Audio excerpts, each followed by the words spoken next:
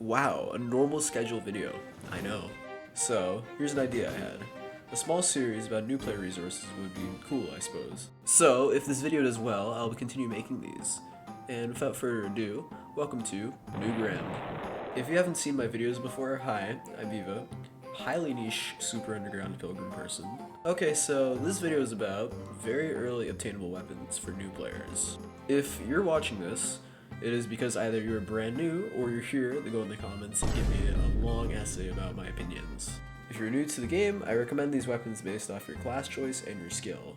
And so I'll be going over 3 types: melee weapons, range weapons, and magic weapons. And no, I will not give summoner its own category because summoner just falls into the category of, well, magic. Okay, and with our explanation done, let's start off with melee.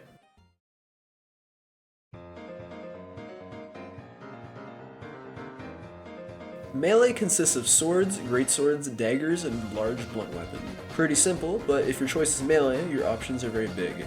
If you want the middle of melee, swords are your choice, and in which I recommend these 3. Mithril sword, the metal sword, or the cutlass. The mithril sword can be obtained by mining mithril on the mountain and crafting at the outpost.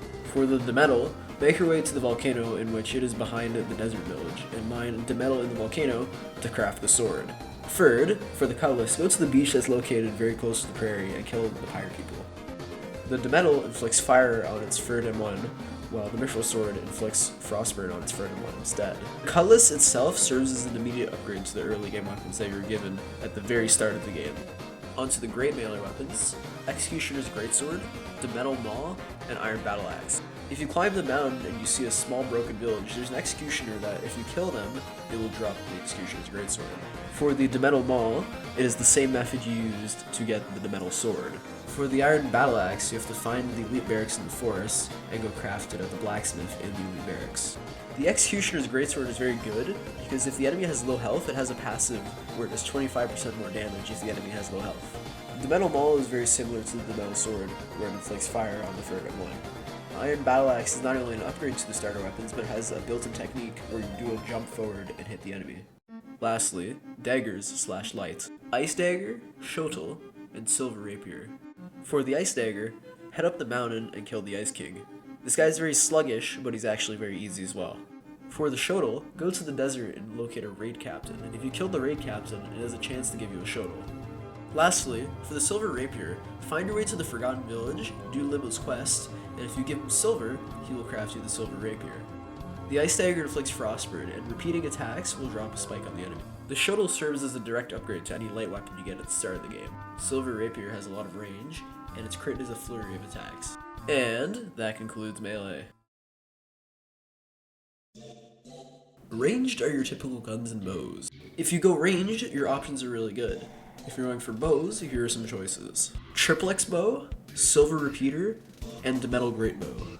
For the triplex, head to the desert and kill raiders that are holding bows for it. Next is the silver repeater. Much like how you craft the silver rapier, go craft it at Limbo with the materials. Lastly, the metal great bow is crafted at the volcano with the metal. The triplex bow by itself is not very good, but paired with status inflictions, it tears through most things. The silver repeater is an indirect upgrade to the triplex bow, as it shoots thrice and as well as just better in general. The metal great bow, like all the other weapons in its set, inflicts fire. On to the other section, guns. Blunderbuss, flintlock, and bosca. For the blunderbuss and bosca, they're both crafted at Verdant. For the flintlock, head down to the beach outside of the prairie. Find the captain of the ship's pop-off pirate, and he is one of the slightly tougher bosses during the earlier game. The blunderbuss is a gun with a widespread shot, while the bosca is a repeating shooter. The flintlock serves as a gun you can get your hands on immediately, and paired with the pirate set gives you a wide free shot projectile every shot. And that concludes ranged.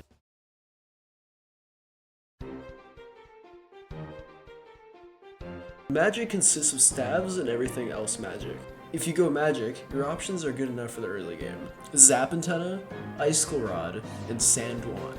Firstly, the Zap Antenna can be gotten early if you make your way to the Susslands and kill a Copperite. Second, Icicle Rod can also be gotten by killing the Ice King. Thirdly, Sand Wand is obtained from the desert outpost and being crafted by Gorlon for brass and emerald. Zap Antenna is really good for stunning enemies, as it inflicts shock. Icicle Rod is great when you stack the spikes it spawns and make enemies walk into it. Sandowan is really great because it's a magic weapon upgrade you can get almost super early in the game. The magic category is shorter because there are not that many subtypes. I'd like to mention that Pilgrammed has no set path or destination, so these choices are purely suggestions. If you have your own early game suggestions, please leave them down in the comments for other people to see, and including myself. I'll also say that I might do a guide next about skills and building for the very start of the game. I'd like to thank all of you for the support and interactions that came out of the last video. It means a lot to me. It also means that I can do a bunch of stuff outside of the lore videos, which makes me want to do more Pilgrim content. Thanks for listening. Viva